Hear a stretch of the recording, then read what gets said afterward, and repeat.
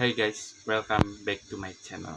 Kembali lagi bersama channel saya, Berita TV News. Kali ini saya akan mereview sebuah video yang berjudul Iron Dome dan kelemahan-kelemahannya sehingga bisa ditembus oleh rudal-rudal Hamas. Yuk, cekidot.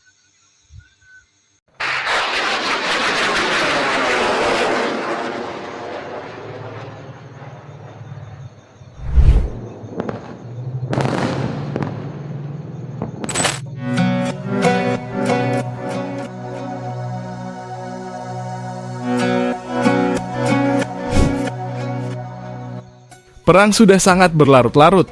Israel menolak gencatan senjata yang diajukan Majelis Umum PBB dan menyatakan akan menggempur terus maju dengan semua kekuatannya akibat serangan 7 Oktober yang dilakukan oleh Hamas. Orang-orang yang pro-Israel mungkin berpikir andai kata tidak ada serangan yang dilakukan Hamas, maka tidak akan ada serangan balasan dari Israel. Tapi itu bisa saja kita balik. Andai kata senjata paling diagung-agungkan Israel Iron Dome yang dirancang untuk melindungi Israel dari senjata jarak pendek berfungsi dengan baik, tidak akan ada masalah.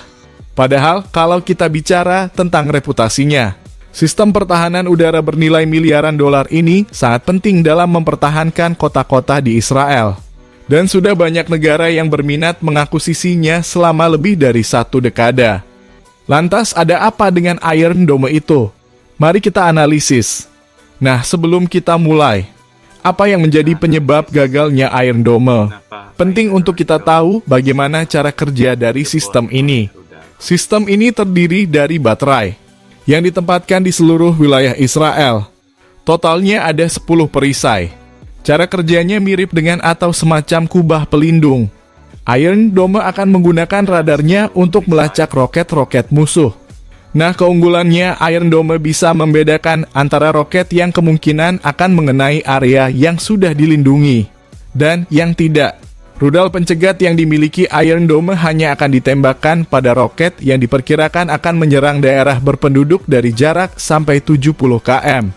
Nah, sejak pertama kali digunakan pada 2011, Iron Dome sudah banyak melumpuhkan roket musuh dan terus mengalami peningkatan signifikan. Klaimnya sih tingkat keberhasilannya itu sekitar 90%.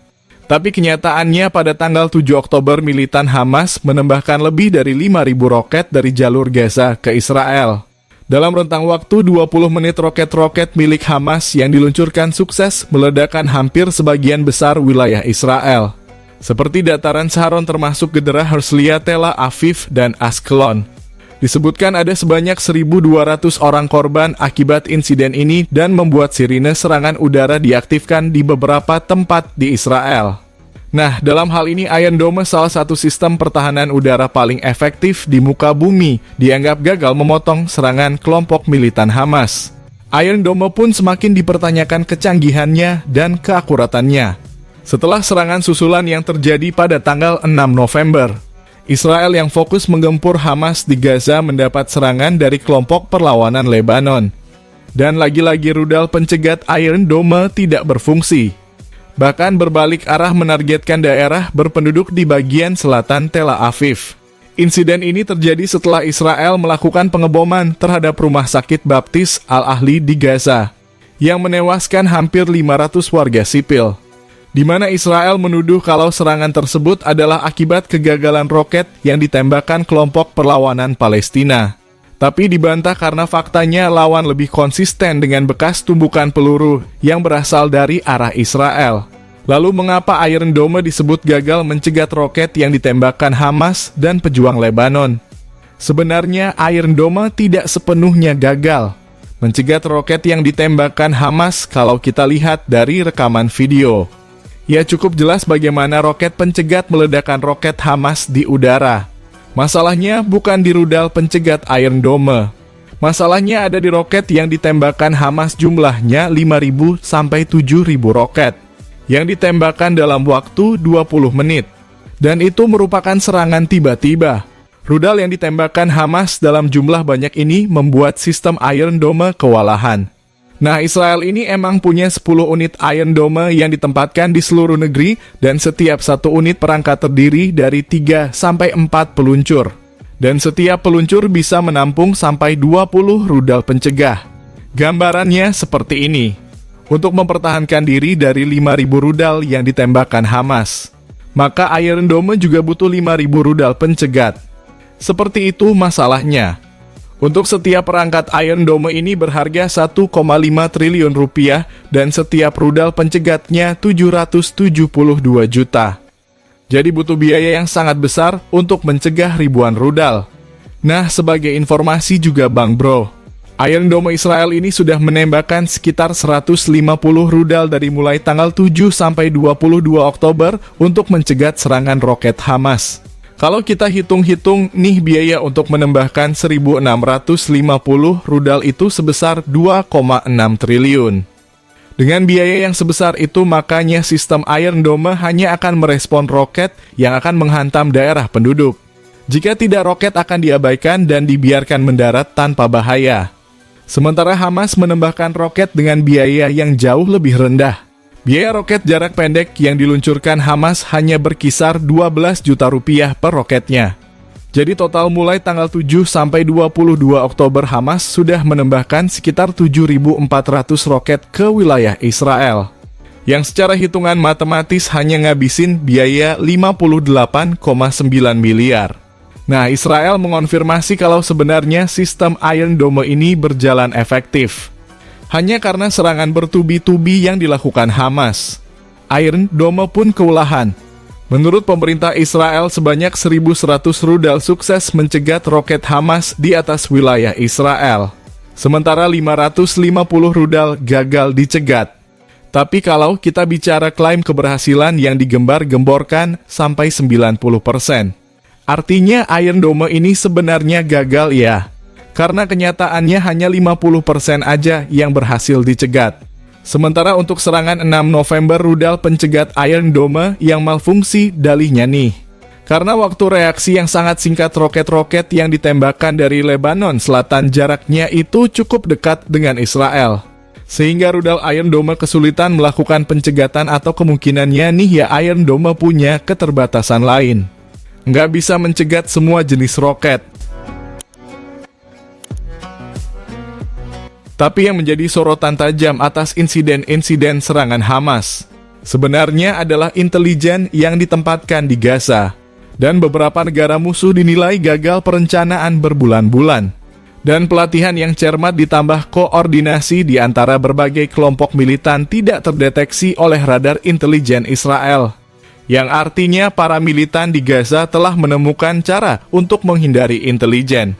Tapi yang pasti, akibat serangan udara yang dilakukan oleh Hamas dan sekutunya, membuat dukungan Amerika Serikat terhadap Israel meningkat secara signifikan dalam 2 minggu setelah serangan.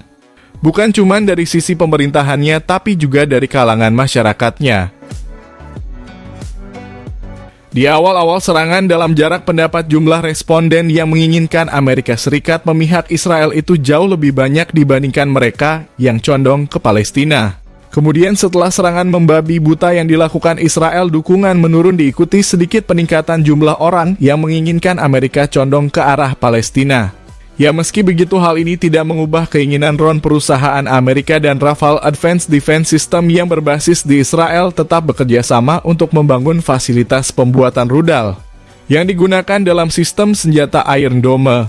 Keputusan untuk membuat fasilitas ini merupakan langkah penting di bidang kemampuan kedirgantaraan dan pertahanan RON. Dan Rafale telah berkomitmen melakukan investasi modal sebesar $33 juta untuk pengembangan fasilitas yang akan melayani marinir Amerika Serikat dan mitra sekutunya.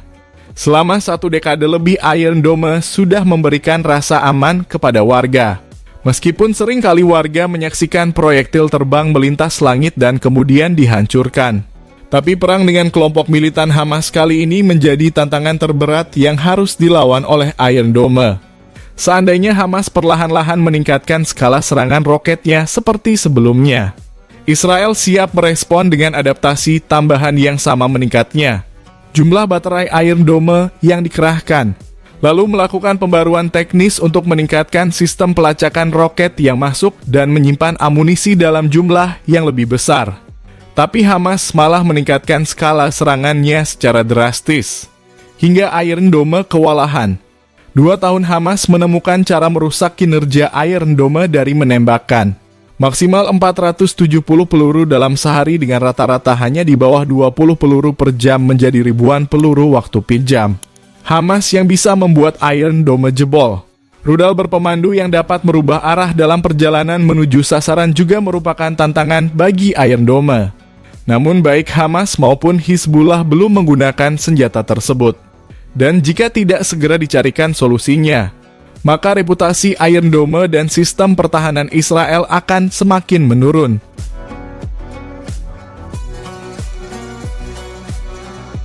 Ya, itulah kecanggihan Iron Dome yang dibangga-banggakan Israel, tetapi bisa dijebol juga oleh Hamas. Secanggih apapun teknologi pasti ada kekurangan dan kelebihannya. Wassalam, terima kasih. Jangan lupa like and subscribe. Bye bye. Wassalam, terima kasih. Jangan lupa like and subscribe. Bye bye.